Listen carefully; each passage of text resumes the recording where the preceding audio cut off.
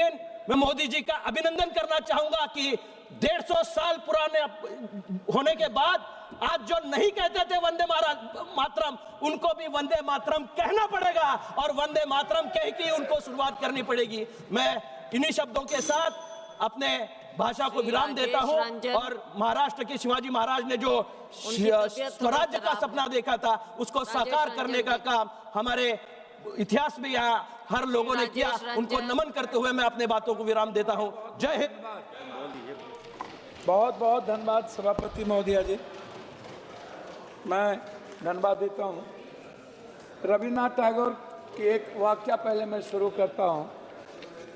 रविन्द्रनाथ टैगोर ने संकीर्ण राष्ट्रवाद पर सवाल उठाया था। मैडम मैक नहीं बजे, mic mic mic mic mic on है, आप जल्दी खत्म कीजिए। देशभक्ति को मानवता पर विजय प्राप्त करनी चाहिए। उन्होंने विश्व बंधुत्व पर जोर दिया और प्रसिद्ध रूप से कहा, देशभक्ति हमारा अंतिम आध्यात्मिक आश्रय नहीं हो सकती, मेरी शरण मानवता से है। उन्होंने सच्ची आज़ादी के बारे में सवाल उठाए और पूछा, क्या आप अस्वस्थ हैं, क्या आप स्वतंत्र हैं, क्या आप खुश हैं, और लोगों की सच्ची आज़ादी के लिए संकीर्णता से ऊपर उठने की चुनौती उन्होंने दी। टैगोर की देशभक्ति की दृष्टि जो अमार सोनार बंगला जैसी कविता में दिखाई देती है कि भारत की आध्यात्मिकता, महानता और मानवीय संबंधों पर केंद्रित थी, न कि राजनीति पर। उन्होंने दूसरी बात 100 वर्ष पहले कहा था कि हमें बंगाल का इतिहास सही, अन्यथा बंगाली बच नहीं पाएंगे। बंगाल का इतिहास चाहे जैसा भी लिखा जाए, यह मातृभूमि के लिए एक पुष्पांजलि है। क्या एक गरीब व्यक्ति जो सोना और चांदी इकट्ठा करने में असमर्थ है, उसे जंगली फूलों से मातृभूमि को श्रद्धांजलि नहीं देनी चाहिए? ये बात रविन्द्रनाथ टैगोर ने तीसरी पंक्ति उन्होंने कही थी, शक्ति, बुद्धि और धन मानवता का हिस्सा हो सकता है, लेकिन क्या शांति, सद्भाव और अच्छाई इससे भी उच्चतर हिस्सा नहीं है? इनको समझ में नहीं आएगा मैडम कि राष्ट्रीय गीत हमारे जीवन की संस्कृति है, हमारा संस्कार है, हमारा चरित्र है, हमारा विचार है, हमारे चिंतन में है, हमारे समर्पण में है, आहार व्यवहार खान पान में है, हमारे दायित्व और कर्तव्य की मूल आत्मा है और भावना है। अब ये 150 साल के बाद इस तरह की बात इस सदन में कर रहे हैं, जहां समय, काल, पात्र, टाइम, पर्सन, प्लेस, वे, दुनिया, पूरी वर्ल्ड इकोनॉमी की बात कर रहा है, पानी की बात कर रहा है, हवा की बात कर रहा है, पूरी दुनिया आर्थिक आज़ादी की बात कर रहा है, हर व्यक्ति की खुशियां की बात कर रहा है। ये हमें संस्कार पढ़ा रहे हैं, कोई संस्कार नहीं है।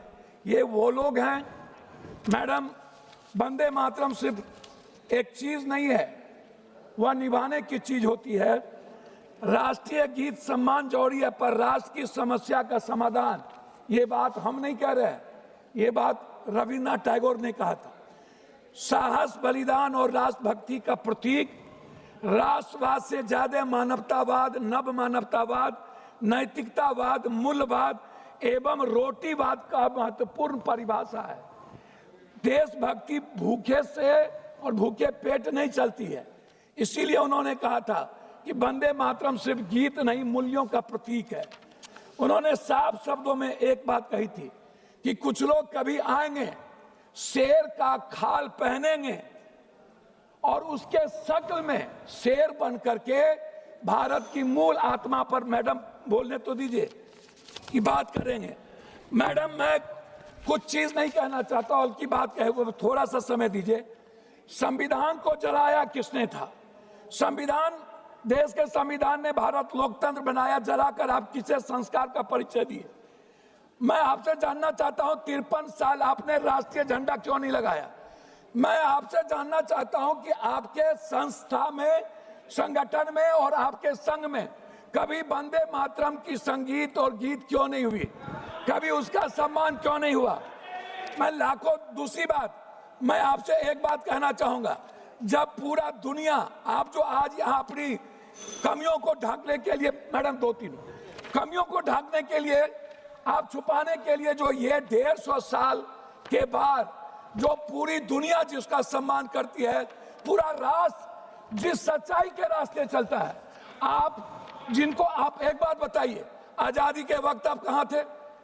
नेहरू जी 10 साल जेल में रहे, मिट्टी पर रहे। आप आजादी के बाद कहां थे? सुभाष चंद्र बोस हेडगवार के पास गए। हेडगवार ने उन्हें 2 मिनट, हेडगवार जी ने उन्हें लौटा दिया। फिर वो सावरकर के पास गए, फिर उन्होंने लौटा दिया। हमेशा ये संघ और इनके नेता हमेशा इन्होंने अंग्रेजों का सपोर्ट किया, हमेशा ब्रिटिश हुकूमत के साथ रहे इन्होंने। मैं आपसे पूछना चाहता हूं, कौन सी सोच तिरंगे नारे और राष्ट्रगान से बड़ा बन गई आपके लिए? मैं आपसे ढोंग के बारे में नहीं पूछूंगा, लेकिन इतना पूछूंगा कि जो जिद, अहंकार और वफादारी आप जिसके लिए कर रहे थे, वो आप बता दीजिए। मैडम, मैं लास्ट आपसे, जब आप कह रहे हैं तो जब बात इलाज कर रहा हूं, हमें आप एक बात बताइए। मोदी जी के भारत की बात ये करते हैं, हम शुरू करते हैं मोदी जी की भारत, खाली 2 मिनट में खत्म कर देंगे। हम शुरू करते हैं मैडम मोदी जी की भारत सिर्फ 2 करोड़ नौकरी से। हम शुरू करते हैं जो वर्तमान में आज भारत का हर व्यक्ति बंदी बना हुआ है, करोड़ों लोग। इंडिगो को आप देख लीजिए, पूरा भारत गुलाम बन चुका है मैडम। दूसरी चीज, मैं शुरू करता हूं आपको स्विस बैंक के पैसे से। मैडम 2 मिनट, मैं शुरू करता हूं स्विस बैंक। 2 मिनट, आपको ज्यादा समय दे चुके हैं। मैडम 2 मिनट, मैं शुरू करता हूं डॉलर से, मैं शुरू करता हूं नोटबंदी से, मैं शुरू करता हूं जीएसटी से, मैं शुरू करता हूं शुरू नहीं, खत्म कीजिए। मैं शुरू करता हूं किसान की आत्महत्या से, मैं शुरू करता हूं बिहार में आप बुलडोजर चला रहे हो, आप गरीबों पर जुल्म कर रहे हो, आप बात करते हो राष्ट्रवाद की, मानवतावाद आपके जीवन में नहीं है। आप इकोनॉमी की बात नहीं करते हो, आप एजुकेशन की बात नहीं करते हो, आप वाटर की बात नहीं करते हो, आप प्रदूषण की बात नहीं करते हो, आप रुपया की बात नहीं करते हो, आप शेयर मार्केट की बात नहीं करते हो, आप स्किल की बात नहीं करते हो, आप स्टार्टअप की बात नहीं करते हो, आप स्वास्थ्य की बात नहीं करते हो, आप बात करते हो कब्रिस्तान, ईद, बकरीद, आप बात करते हो नफरत की, आप नफरत पैदा करते हो। हो गया मैडम, संबित पात्रा जी।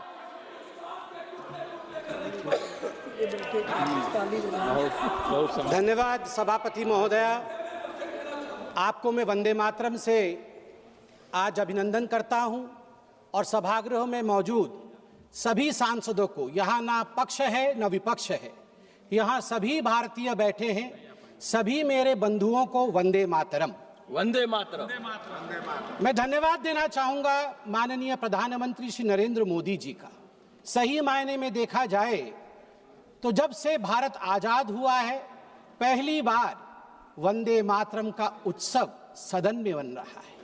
क्योंकि जब शताब्दी वर्ष हुआ था, आज सुबह भी माननीय प्रधानमंत्री जी ने बताया कि उस समय आपातकाल की स्थिति थी, भारतवर्ष, भारत माता जंजीरों में जकड़ी हुई थी और इमरजेंसी चल रहा था।